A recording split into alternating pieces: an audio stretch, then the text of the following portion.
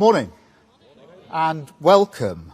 Sunshine, no rain, no wind, probably tempting fate, but it's really good to see you all here, see familiar faces in this garden. So thank you so much for coming along this morning. When I stood on the steps of Downing Street, just over there 2 months ago, I promised that this government would serve people like you, apprentices, teachers, nurses, small business owners, firefighters, those serving our community and our country every day. I promised that we would get a grip on the problems that we face and that we would be judged by our actions, not by our words. I said before the election, and I say it again really clearly today, growth, and frankly by that I do mean wealth creation, is the #1 priority of this Labour government. And that's why in our first few weeks we've set up the National Wealth Fund, because we want every person and every community to benefit. It's why we've unlocked planning decisions, because we're going to build 1.5 million new homes. It's why we set up Great British Energy, to create good jobs and cut people's bills. And it's why we ended the national strikes that have crippled our country for years. Because I defy anyone to tell me that you can grow the economy when people can't get to work because the transport system is broken, or can't return to work because they're stuck on an NHS waiting list. We've done more in 7 weeks than the last government did in 7 years. And these are just the first steps towards the change that people voted for, the change that I'm determined to deliver. But before the election, I also gave a warning. I said change would not happen overnight. When there's a deep rot at the heart of a structure, you can't just cover it up. You can't just tinker or rely on quick fixes. You have to overhaul the entire thing, tackle it at root, even if it's harder work and takes more time. Because otherwise, what happens? The rot returns in all the same places, and it spreads worse than before.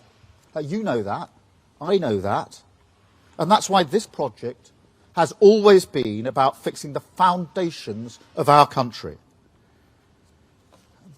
But I have to be honest with you, things are worse than we ever imagined. In the first few weeks, we discovered a £22 billion black hole in the public finances. And before anyone says, oh, this is just performative or playing politics, let's remember the OBR did not know about it. They wrote a letter setting that out. And they didn't know because the last government hid it. And even last Wednesday, just last Wednesday, we found out that thanks to the last government's recklessness, we borrowed almost £5 billion more than the OBR expected in the last 3 months alone. That's not performative, that's fact. But as well as the things that we've discovered, we've also seen shocking scenes across the nation. A mindless minority of thugs who thought that they could get away with causing chaos, smashing up communities and terrifying minorities, vandalising and destroying people's property, even trying to set fire to a building with human beings inside it. And as if that wasn't despicable enough, people displaying swastika tattoos, shouting racist slurs on our streets, Nazi salutes at the cenotaph, the very place we honour those who gave their lives for this country, desecrating their memory under the pretence, and it is a pretence, of legitimate protest. Now they're learning that crime has consequences, that I won't tolerate a breakdown in law and order under any circumstances. And I will not listen to those who exploit grieving families and disrespect local communities. But these riots didn't happen in a vacuum. They exposed the state of our country, revealed a deeply unhealthy society, the cracks in our foundations laid bare, weakened by a decade of division and decline, infected by a spiral of populism which fed off cycles of failure of the last government. Every time they faced a difficult problem, they failed to be honest. They offered the snake oil of populism, which led to more failure, round and round and round, stuck in the rut of the politics of performance. Now, I saw the beginning of that downward spiral firsthand back in 2011, when riots ripped through London and across the country. I was then Director of Public Prosecutions. And when I think back to that time, I see just how far we have fallen. Because responding to those riots was hard. Of course it was.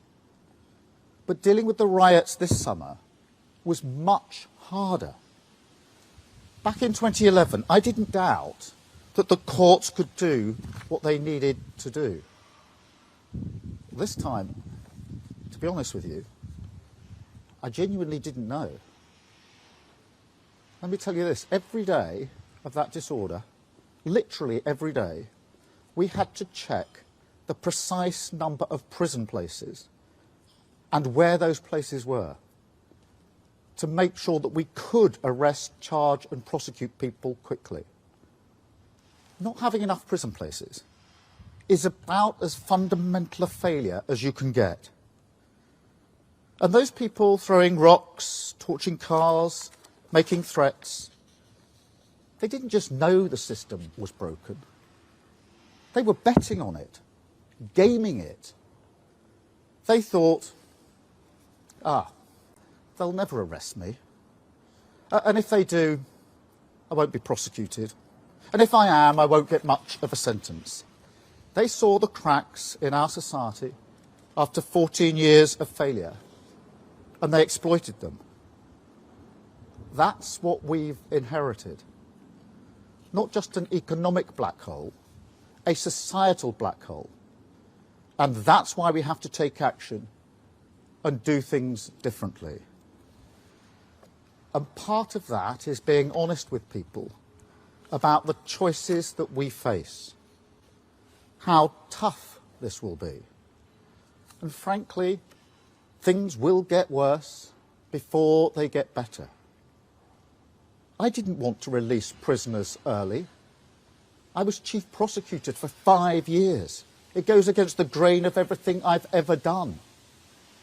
But to be blunt, if we hadn't taken that difficult decision immediately, we wouldn't have been able to respond to the riots as we did. And if we don't take tough action across the board, we won't be able to fix the foundations of the country as we need.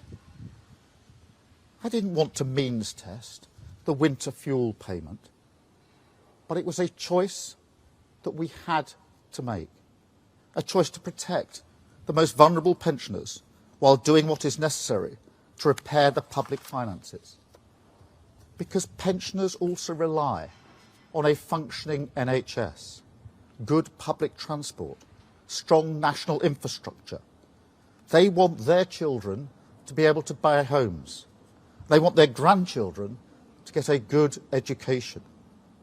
So we have made that difficult decision to mend the public finances so everyone benefits in the long term, including pensioners. Now that is a difficult trade-off, and there will be more to come. I won't shy away from making unpopular decisions now if it's the right thing for the country in the long term. That's what a government of service means. This shouldn't be a country where people fear walking down their street. Their TVs showing cars and buildings being set on fire. This shouldn't be a country where the Prime Minister can't guarantee prison places. This shouldn't be a country where people are paying thousands more on their mortgages or waiting months for hospital appointments they desperately need, where our waters are filled with sewage, where parents worry that their kids won't get the opportunities that they did, where nothing seems to work anymore.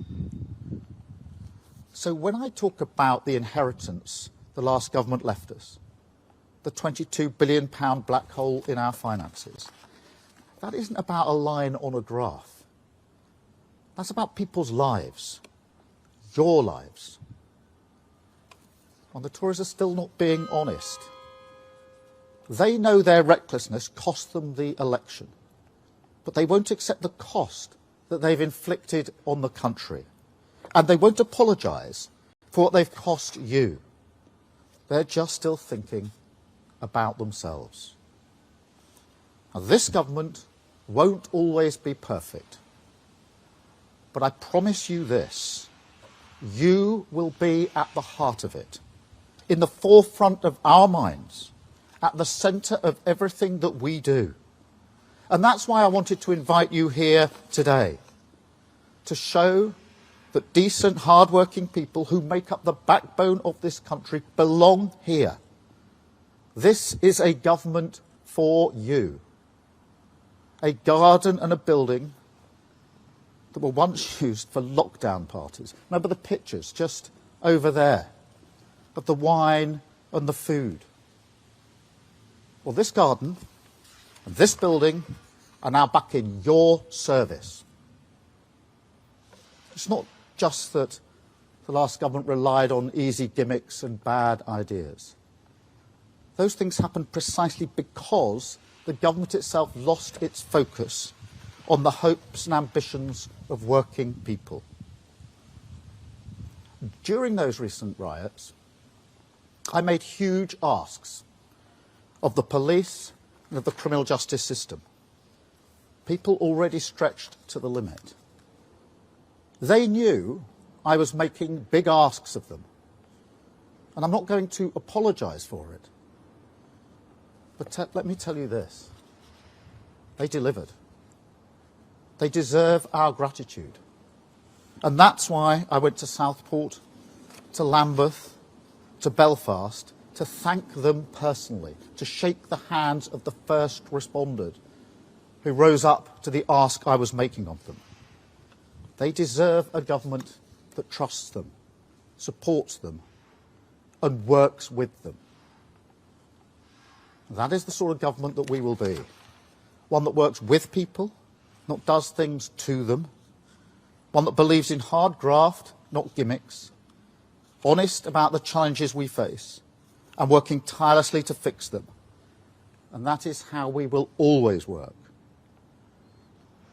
Now, next week, Parliament returns. The business of politics will resume.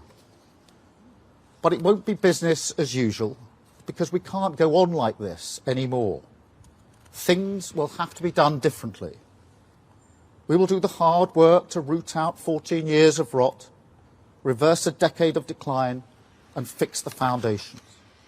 Between now and Christmas, we will carry on as we've started, action, not words. We will introduce legislation and take decisions to protect taxpayers' money, to take on the blockers by accelerating planning to build homes and boost growth. We will forward this autumn to harness the full potential of AI for growth and for the public good.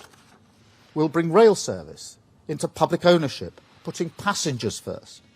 The biggest levelling up of workers' rights in a generation to give people security, dignity and respect at work.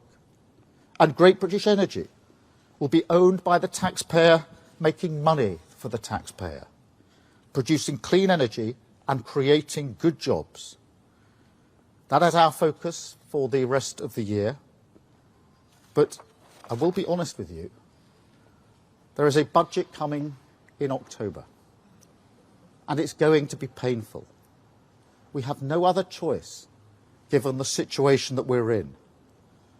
Those with the broadest shoulders should bear the heavier burden, and that's why we're cracking down on non-doms. Those who made the mess should have to do their bit to clean it up, and that's why we're strengthening the powers of the water regulator and backing tough fines on the water companies that have let sewage flood our rivers, lakes and seas. But just as when I responded to the riots, I'll have to turn to the country and make big asks of you as well, to accept short-term pain for long-term good, the difficult trade-off for the genuine solution. And I know that after all that you have been through, that is a really big ask and really difficult to hear. That is not the position we should be in. It's not the position I want to be in. But we have to end the politics of the easy answer that solves nothing. But I also know that we can get through this together. Because the riots didn't just betray the sickness, they also revealed the cure, found not in the cynical conflict of populism, but in the coming together of a country. The people who got together the morning after, all around the country, with their brooms, their shovels, their trowels, and cleared up their community. They reminded us who we really are. I felt real pride in those people who cleaned up our streets, rebuilt the walls, repaired the damage. And I couldn't help thinking about the obvious parallels. Because imagine the pride we will feel as a nation when, after the hard work of clearing up the mess is done, we have a country that we have built together, built to last, that belongs to every single one of us, and all of us have a stake in it. Our hard work rewarded a dozen times over, because we'll have an economy that works for everyone. An NHS not just back on its feet, but fit for the future. Streets that everyone feels safe in. Using our own clean energy right here. And giving every child, wherever they come from, whatever their background, the chance